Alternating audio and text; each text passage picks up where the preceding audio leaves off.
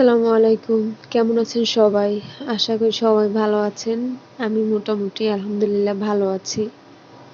মেয়েটার প্রচণ্ড জ্বর, এজন্য মন মানসিকতা তেমন একটা ভালো নাই। জ্বর উঠে আবার নামে।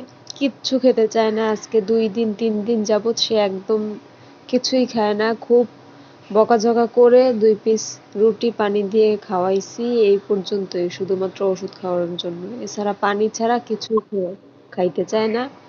একটু ফলের রস-টস খাওয়াই, তাও ওষুধ খাইতেছে সেইটা বুইঝা সে খায়, আর কিছুর জন্য না। তো যাই হোক, গতকালকে রাত্রেবেলা বলতেছে যে কাচ্চি খাবে।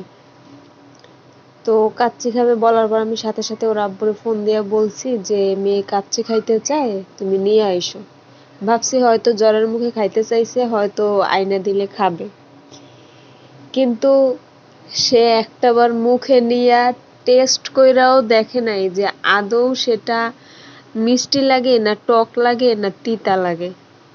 বলেন তখন কেমন একটা অবস্থা। একবারের জন্য তাকে আমি মুখে নেওয়াইতে আমি পারি নাই। মানে এত খারাপ লাগছে, আমি বইলা বুঝাইতে পারবো না। পরে বলতেছে আমি ক্যান্ডি খাবো।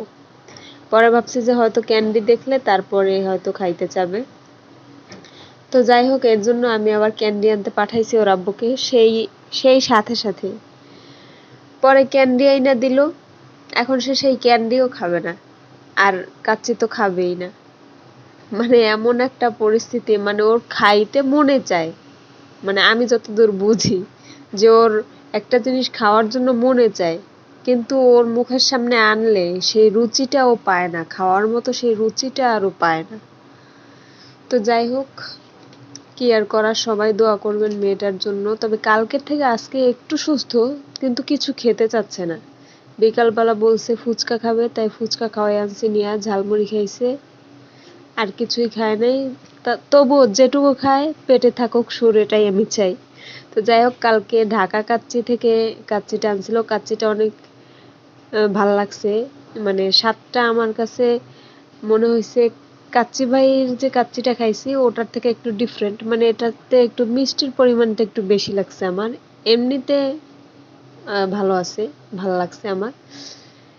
এবারে গোশটাও সুন্দর সিদ্ধ হয়েছে। আর সব থেকে যেটা বেশি ভাল লাগছে সেটা হলো এই ঢাকা কাচ্চিতে যে একটা আচার দেয়, মানে আমি সত্যি আচারটার প্রেমে পড়ে গেছি। এত সুন্দর, আর মানে টক ঝাল মিষ্টি সুন্দর একটা ব্যালেন্স। জলপাইয়ের আচার মনে হয় খুব সম্ভবত, অনেক মজা লাগছে।